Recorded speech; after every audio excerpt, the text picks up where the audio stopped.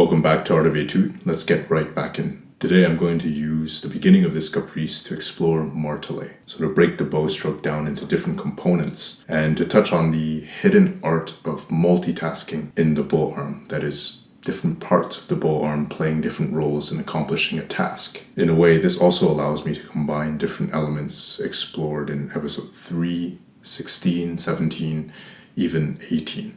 Alright, let's break down Martelé's stroke slowly. So no matter what tempo and length of stroke and also position in the bow we're ultimately going for.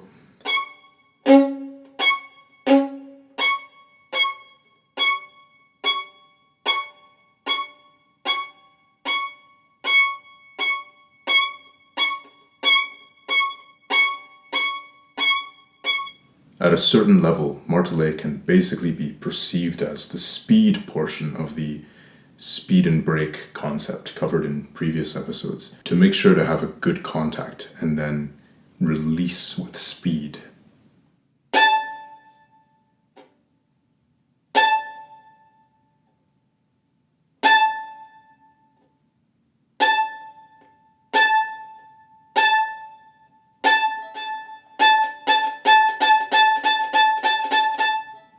But now, as an experiment, let's add another layer to this for the sake of extra control and physical awareness. Let's bring the break back into the picture. Now, when we do a speed break, there's inherently tension needed to execute the sudden break. But now, when we try to do it, immediately after executing the break, try to release as much tension in the arm as possible while continuing to sustain a slow bow, and try to maintain as much smoothness in the stroke as possible despite focusing on the lack of tension.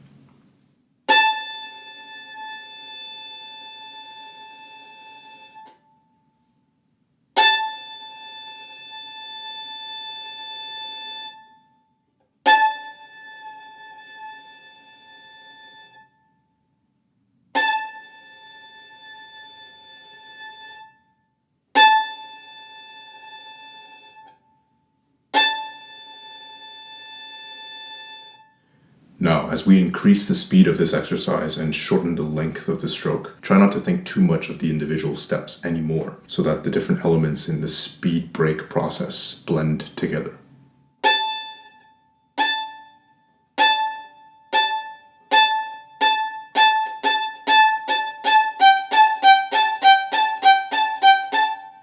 This way of working Martelé, or any sculpted shorter stroke with sufficient initial attack really, could develop more awareness of the active, necessary use and release of tension in the bow arm. Subsequently, let's combine this previous exercise with the need for string crossings evident in this caprice. This is where multitasking in the bow arm comes into play. While releasing the tension in the bow arm immediately after the break and sustaining a relaxed, slow bow, try to subtly anticipate the next string with the elbow and upper arm, while still keeping the bow level on the current string, so as to consciously exaggerate the separation in the mind between the elbow, upper arm, and the wrists and fingers.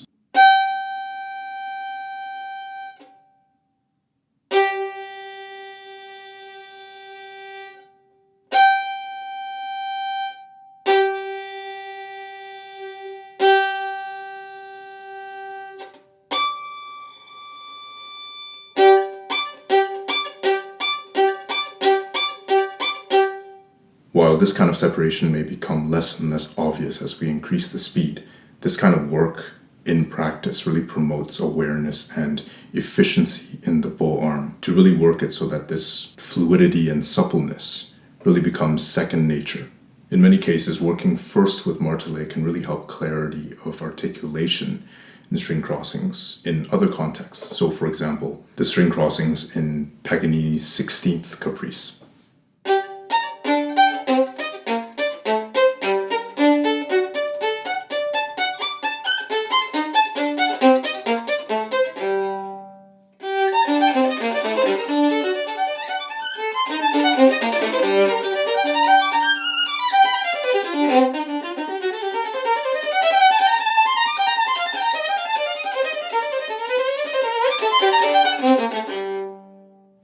Alright, that's it for today.